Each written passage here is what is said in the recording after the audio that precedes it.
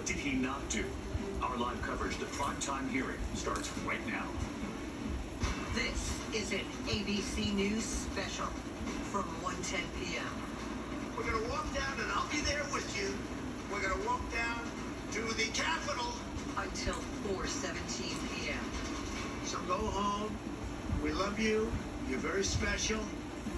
187 minutes.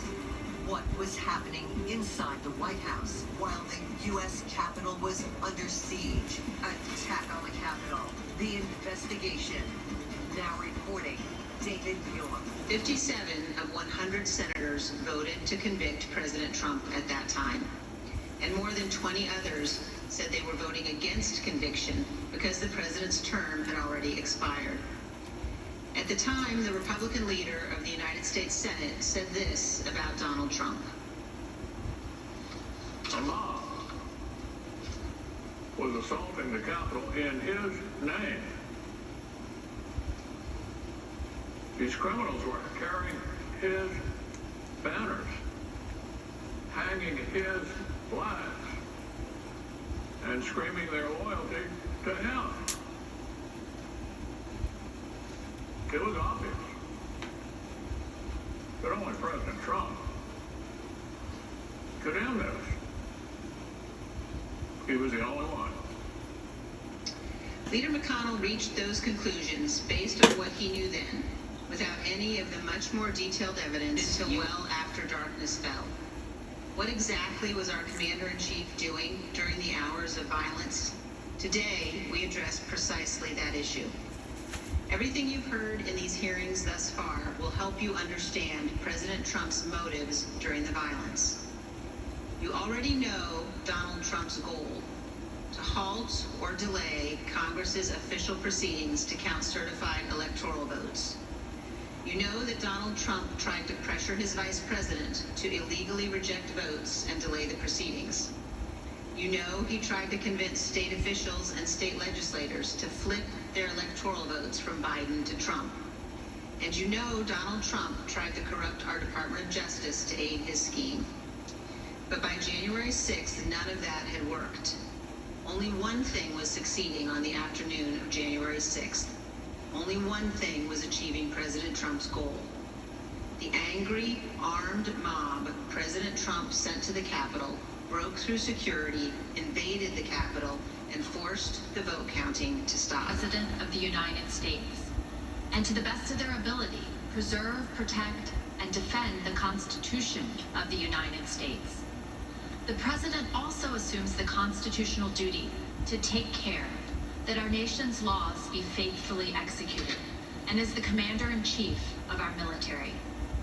Our hearings have shown the many ways in which President Trump tried to stop the peaceful transfer of power in the days leading up to January 6th. With each step of his plan, he betrayed his oath of office and was derelict in his duty. Tonight, we will further examine President Trump's actions on the day of the attack on the Capitol. Early that afternoon, President Trump instructed tens of thousands of supporters at and near the Ellipse rally, a number of whom he knew were armed with various types of weapons, to march to the Capitol, to march multiple times. He promised he would be with them, and finished his remarks at 1:10 p.m. like this. We're going to walk down, and I'll be there with you. We're going to walk down. We're going to walk down anyone you want, but I think right here we're going to walk down to the Capitol. So let's walk down Pennsylvania Avenue. By this time, the Vice President was in the Capitol. The joint session of Congress to certify Joe Biden's victory was underway, and the Proud Boys and other rioters had stormed through the first barriers and begun the attack. Radio communications from law enforcement informed Secret Service and those in the White House Situation Room of these developments in real time. At the direction of President Trump, thousands more rioters marched from the Ellipse to the Capitol. As you will see in great detail tonight, President Trump was being advised by nearly everyone to immediately instruct his supporters to leave the Capitol, disperse, and halt the violence. Virtually everyone told President Trump to condemn the violence in clear and unmistakable terms. And those on Capitol Hill and across the nation begged President Trump to help. But the former president chose not to do what all of those people begged. He refused to tell the mob to leave until 4:17, when he tweeted out a video statement filmed in the Rose Garden, ending with this. So go home. We love you. You're very special. You've seen what happens. You see the way others are treated that are so bad and so evil. I know how you feel. But go home and go home in peace. It's principally about what happened inside of the White House that afternoon. From the time when President Trump ended his speech until the moment when he finally told the mob to go home. A span of 187 minutes, more than 3 hours. What you will learn is that President Trump sat in his dining room and watched the attack on television, while his senior-most staff, closest advisors, and family members begged him to do what is expected of any American president. The chairman of the Joint Chiefs of Staff also remarked on the president's failure to act. Let's hear what they had to say. The president bears responsibility for Wednesday's attack on Congress by mob rioters.